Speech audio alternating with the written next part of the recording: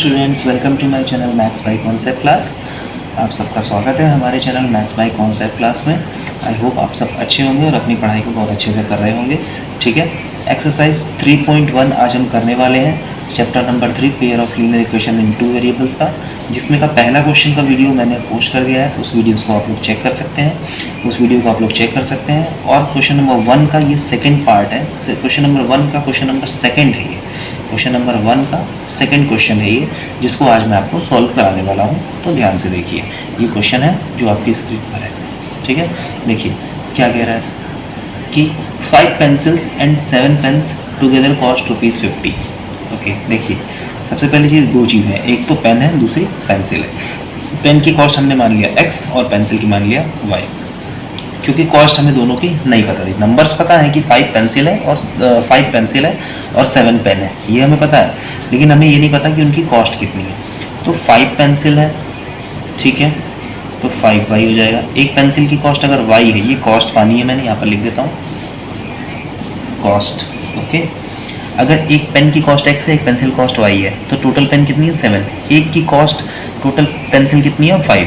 पहले पेंसिल की बात कर रहे हैं, तो एक पेंसिल की कॉस्ट अगर y रुपीज़ है तो 5 पेंसिल कितनी हो जाएगी 5y।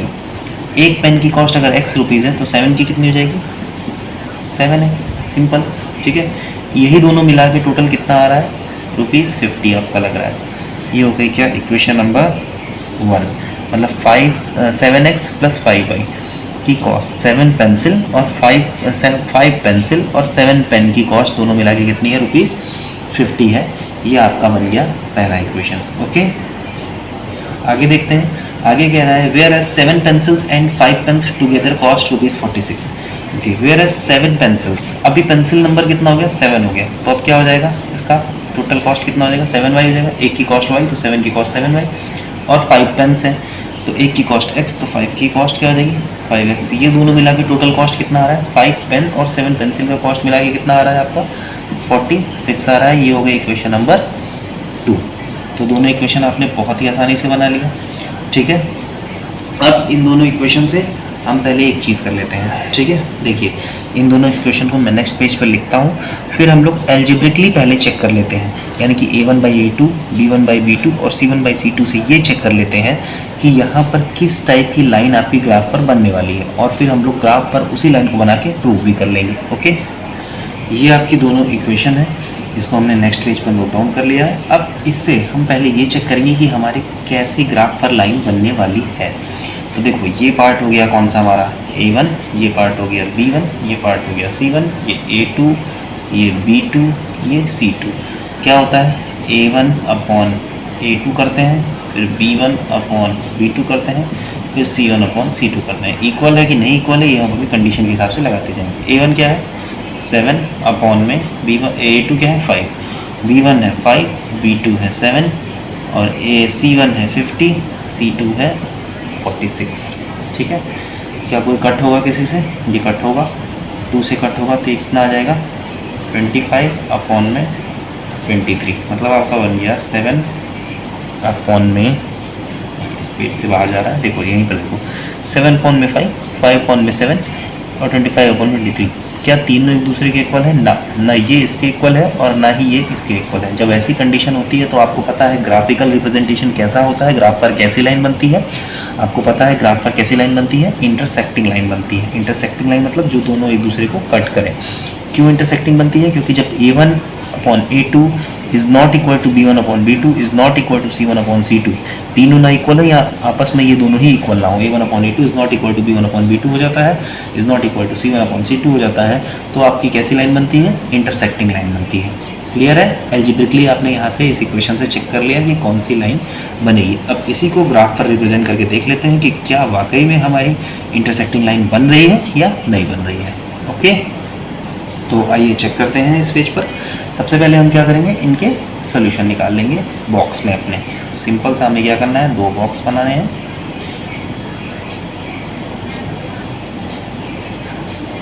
देखो ये x हो गया, ये y हो गया। ओके, अब सेकंड बना लेते हैं। ये मैंने आपको सिखाया है इंट्रोडक्शन वीडियो में और शॉर्ट में भी बताया है। x ये फर्स्ट के लिए हो गया, ये सेकंड के लिए हो गया। ठीक है, चलिए अब इनके सॉल्यूशन को निकालते हैं। सबसे पहले x की वैल्यू अगर हम 0 रखेंगे, अगर x की वैल्यू 0 रखेंगे तो क्या हो जाएगा, 7 × 0 + 5y = 50। ओके, 7 × 0 मतलब ये तो पार्ट 0 हो जाएगा, तो आपका क्या बचेगा, 5y = 50, इतना बचेगा ना। और 5y = 50 बचा तो y = कितना बचेगा, 50/5 यानी कि 10। ओके, आई होप आपको ये क्लियर होगा और शायद अब पूरा दिख भी रहा होगा। ठीक है, तो मतलब कि अगर x की वैल्यू 0 की तो y की वैल्यू कितनी आ गई, 10 आ गई। क्लियर है, क्लियर है ना। ठीक है, ओके, अब y की वैल्यू को अब दोबारा क्या करो, y की वैल्यू को 0 रख दो तो x की निकालो। पहले x की 0 रखो तो y की निकलेगी, फिर y की 0 रखो तो x की निकलेगी। तो क्या हो जाएगा, 7x + y को 0 रखोगे तो 5 × 0, y की जगह पर 0 हो जाएगा तो 5 × 0 यानी कि ये 0 हो जाएगा, = 50। ओके, तो 7x = 50, तो x = कितना आ गया, 50/7। ओके, इसको पॉइंट में नहीं निकालेंगे, इसको ऐसे ही रखेंगे, 50/7। ठीक है, अब सेकेंड इक्वेशन में देखते हैं। सेकेंड में देखो, x की पहले 0 रखो, तो x की 0 रखोगे तो मैं डायरेक्ट करता हूँ यहाँ पर 5 × 0 कितना हो जाएगा, पहला 0 हो जाएगा, 0 + 7y = 46, तो y = क्या आ जाएगी यहाँ पर, 46/7। y की वैल्यू आ गई 46/7। अब दोबारा y की वैल्यू को 0 रखो, दोबारा आप क्या करोगे, y की वैल्यू को 0 रखोगे, तो y की 0 रखोगे तो क्या आ जाएगा, 5x + 7 की जगह पे y की जगह पे 0 हो जाएगा, तो 7 × 0 कितना हो जाएगा, 0 = 46, तो x यहाँ 5x = 46, तो x हो जाएगा 46/5। आई होप यहाँ तक आपको क्लियर होगा। ठीक है, तो अब यहाँ तक करने के बाद हमारे सॉल्यूशंस गए हैं निकल। अब इनको हम क्या करेंगे, नेक्स्ट पेज पर ग्राफिकली रिप्रेजेंट। तो आइए करते हैं इसका ग्राफिकली रिप्रेजेंटेशन और देखते हैं कि हमारी वाकई में इंटरसेक्टिंग लाइन बन रही है या नहीं बन रही है, जैसा कि हमने एल्जेब्रिकली निकाला था। तो सबसे पहले देखिए, x का वैल्यू यहाँ पर क्या है, ये x है। x का वैल्यू अगर 0 है तो y का आ रहा है 10, यानी कि x एक्सिस पर ये हो गया आपका x एक्सिस, ये हो गया x', ये हो गया y और ये हो गया क्या, y'। x एक्सिस पर 0 मतलब यहाँ पर स्टार्टिंग पॉइंट। ओके, y पर 10, तो y तो ऊपर जाएगा 10 थोड़ा, तो हम लोग थोड़ा सा और खींच लेते हैं लाइन को, 8, 9, 10। ठीक है, ये y पर 10 मतलब कि ये यहाँ गया, यहाँ पर कहीं कट करेगा। ओके, x पर 0, y पर 10। दूसरा क्या है, y पर 0, x पर 50/7। पहले x का देखते हैं, x एक्सिस का 50/7, y पर 0, x का 50/7, तो 50/7 है ना, तो 50/7 को जब डिवाइड करोगे 7 7 जा 49, 1 बचेगा, पॉइंट लग के 7.1 के आसपास आएगा ये। 7.1 के आसपास आएगा कहीं ये। यानी कि आपको इसको भी थोड़ा सा बढ़ाना पड़ेगा, ये 8। ओके, अब देखते हैं, देखो 7.1 मतलब कि ये यहाँ कहीं कट करेगा कि नहीं करेगा, यहाँ पर x हो गया ये पॉइंट, देखो x पर 7.1, तो 7 तो ये हो गया, 0.1 मतलब थोड़ा सा आगे और बढ़ा, तो y पर 0 मतलब ये हो गया। अब आपकी जो लाइन मिल रही है यहाँ से, ये देखो ये लाइन और ये लाइन, पहली लाइन बन गई ये। आई होप आपको ये क्लियर होगा। x पर 0, y पर 10, ये पॉइंट लिया और ये पॉइंट लिया, फिर x पर 50/7 मतलब 7.1 के आसपास, मतलब यहाँ पर लिया, y पर 0 मतलब यहाँ पर लिया। ओके, मतलब ये पॉइंट एक हमारा बना और ये पॉइंट एक बना, ये दोनों पॉइंट्स को हमने मैच कर दिया, मिला दिया। ये हमारा पहली इक्वेशन से ये हमारी पहली लीनियर एक लाइन बन गई। ओके, सीधी लाइन बन गई।